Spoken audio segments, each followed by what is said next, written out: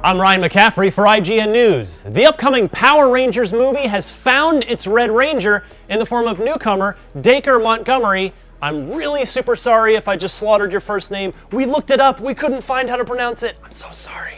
Anyway, the news was announced by the production's Twitter account and marks the second official casting to be announced. The first was Naomi Scott as the Pink Ranger. Project Almanac director Dean Israelite will helm the Power Rangers movie for the studio and described the script as, quote, mature but still playful to IGN back in June. Zach Stentz and Ashley Miller, co-writers of Thor and X-Men First Class, co-wrote the screenplay. Power Rangers hits theaters on January 13th of 2017, and for all your movie news, you're already in the right place right here at IGN.